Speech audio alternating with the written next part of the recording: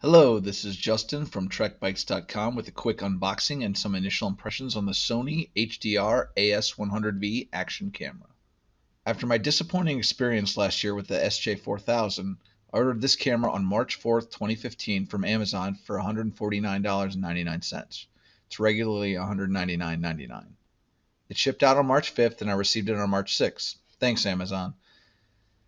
The camera came packaged nicely. Here's what's actually in the box: the Sony action camera, a rechargeable lithium-ion battery pack, a waterproof case, curved adhesive mount, flat adhesive mount, micro USB cable, tripod adapter, manual, and stickers. The USB cable is used for charging and data transfer, but not both at the same time. In fact, the camera must be in the power off state to be in charging mode. If the camera is already on and you plug it into the USB, it goes into data transfer mode and does not charge. The tripod adapter is only necessary if you plan on using the camera outside of the protective case. It adapts the smaller thread on the underside of the camera into a 1/4-20 tripod hole. The manual has the camera's default Wi-Fi password in it. This is important when using the camera's Wi-Fi and setting up the Play Memories mobile app.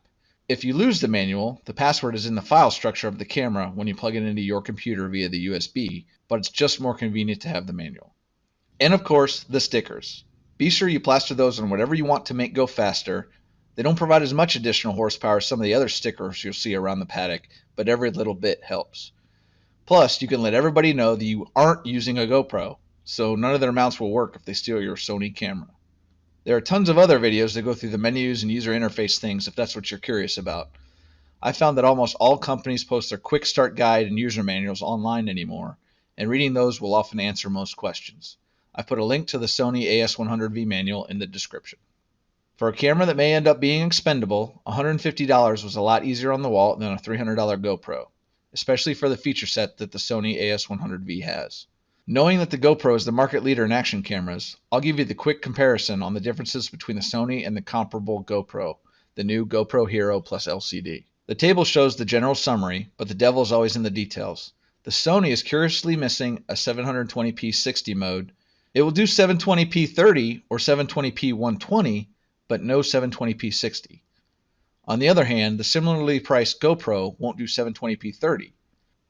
For those interested in hardware, Sony uses its own proprietary Exmor-R CMOS sensor, Bion Z-X image processor, along with a high-quality Carl Zeiss lens, while GoPros are typically powered by Ambarella chips and common CMOS sensors and lenses. The Wi-Fi is a good feature on the Sony as it allows you to use an app called Play Memories Mobile to connect to the camera. Once connected, you can see a live view from the camera to ensure the shot is framed properly. The app also lets you review footage on the camera and adjust the camera settings for the video and photo modes. The app itself's a bit wonky, but I didn't have any trouble using it on my old Galaxy Nexus once I found the Wi-Fi password. The GoPro has a touchscreen LCD for a live view of the image in addition to Wi-Fi for use with the GoPro's own app. Leaving the Wi-Fi feature on is a battery killer for either camera, but so are LCDs, so I'd call it a wash between the Sony and the GoPro. Though having an LCD right on the camera makes reviewing footage, changing settings, and framing up shots much easier, so I'd give the advantage to the GoPro there. The Sony camera does have a small LCD on the side to show the status of the battery, what shooting mode you're in, if the GPS and Wi-Fi is on or off, etc. There are some different colored LEDs on the camera to indicate these things as well, but you need the app to see the live view to show you what's in the video frame. There really is no comparison for the mounting options. GoPro wins that hands down. But many of the same mounts are available for the Sony camera, they're just not as prevalent. The Sony does have the universal 1/4-20 tripod mount, which leaves your options pretty wide open there. You just may have to get a little creative. Form factor for these cameras could go either way. The Sony is a bullet style camera like a contour, which is probably preferred if you're mounting on the side of a helmet. But if you're used to the GoPro with a chin or body mount, it's going to be awkward if you try to mount the Sony camera in those spots. Between the mounting and form factor, there's a link below that details some of the pros and cons of mounting your camera in different locations. It's written with GoPros in mind, but the article applies to all action cameras. You'll just have to imagine how a bullet-style camera like the Sony would look and mount in those different areas. For audio files, the Sony does record in stereo, compared to mono only for the GoPro, if that's something that's important to you. But honestly, inside the protective cases, the recorded audio for either camera is pretty bad, which is why most of the footage from these cameras gets turned into a music montage hero reel. The Sony also has NFC support to set up the Wi-Fi, but I don't find this feature useful. Lastly, the Sony does have the ability to live stream events to UStream. I didn't test this out, but I suspect this eats battery life on both the camera and the phone it's tethered to. You're going to end up having a very short live stream. After comparing all the features, I thought the Sony was the better value for the purposes of a track day camera. What I liked. The price was a pretty influential factor in my decision to order.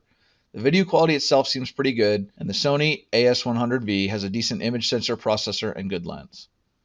The digital image stabilization seems to work well considering the level of vibration it experiences on my V-twin motorcycle. For you to compare, I put some of last year's footage from the SJ4000 next to footage taken with the Sony camera, mounted with the same suction cup mount in the same location on the bike. I also liked that the camera had GPS, which I plan to use as a poor man's lap timer. What I didn't like. The Wi-Fi live view was a little cumbersome to set up, but it was helpful to frame the shot for the first time, so I'm glad it was included as a feature. An LCD would have been much more useful, but I honestly don't know where they could put that and what cost to the overall battery life. This is a minor criticism. Another criticism would be the lack of mounts that comes with the camera, but I'd levy a similar complaint against the GoPro. The GPS is a nice feature, but the GPS refresh update rate isn't good for track days, as it appears to be about 1 Hz. This looks choppy when actually overlaid on the video. The software, Action Cam Movie Creator, is a free download from the Sony site, but it really lacks in options. Using the Sony Action Cam Movie Creator, it creates these MOFF and MODD files, which are used to incorporate and synchronize the GPS data into the videos. If you're anal about archiving this data, I suggest you let the software create these MOFF and MODD files for your archive, as well as backing up the GPS folder off the camera that has the raw GPS data. It seems the Action Cam Movie Creator software looks specifically for the file structure in the camera to do this. Therefore, if you want the GPS data offline of the camera, or need to format the SD card and want to keep the GPS data, then you'll need these MOFF and MODD files the software creates. The GPS overlays are limited to the 3 to 4 templates provided, with no ability to customize what is and is not put on the screen. I think it's best to use Dashware, which is now offered free thanks to a partnership with GoPro. Dashware is much more flexible with the overlays and analysis of the footage with GPS, but you will have to manually pull the video and GPS files from your Sony camera and manually synchronize the footage with the GPS data. Dashware does have a side benefit of smoothing out the GPS overlay versus the Action Cam Movie Creator software from Sony, but when I tried to use a 720p video filmed at 120 frames per second, it didn't properly sync in Dashware, so the video may need to be converted to 30 frames per second before importing into Dashware to sync the GPS data. What I can't review. I didn't try the photo image mode, but I think it would be comparable to the GoPro. I didn't try a live stream either, but if that's important to you, it's a feature that the GoPro doesn't have.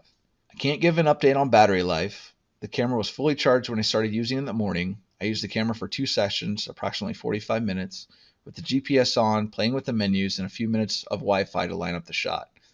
I charged it for over an hour during lunch and took it out for another 4 sessions with the GPS on, about an hour and a half, and it lasted the entire day. I didn't try any of the adhesive mounts, but I assume they're similar in nature to the GoPro offerings. The 1/4-20 mount I used from the suction cup worked fine. The long-term durability of the mounts is still untested, which is important because of how my last camera failed. To summarize, Sony has a real GoPro competitor here. In my opinion, it was a good deal at the sale price of $149.99, but it would still be a decent value at the regular price of $199.99. Sony AS100V uses high-quality hardware, giving comparable battery life and similar, if not better, video quality than GoPro at almost half the price. While far from perfect, the AS100V also has the GPS and image stabilization features which aren't native to the GoPro line. Without an LCD, the Wi-Fi and app support to frame the shot is cumbersome to set up, but useful. The Sony software is lackluster, but other third-party programs can be substituted for adding the GPS overlays and editing the raw footage. The bullet-style form factor and mounting options for Sony has its own pros and cons compared to the more boxy style of the GoPro, but as they say, to each their own. You'll have to determine what style is right for you. If you decided the Sony isn't for you, but want a GoPro-style camera without the GoPro price, I do know that a Chinese company recently revealed their GoPro clone with the Umbrella chipset at a price under $100. Don't ask me to say the name correctly, though I think it's pronounced Xiaomi Yi, but you may want to consider looking at the YouTube reviews on that camera to see if it may fit your needs and budget for an action camera. If you have any questions or comments, leave them below. If you like this video, please give it a thumbs up. If you want to see more video reviews and track day videos, please subscribe to the channel. I'll have links for all the videos and articles mentioned in the description below. Thanks for watching.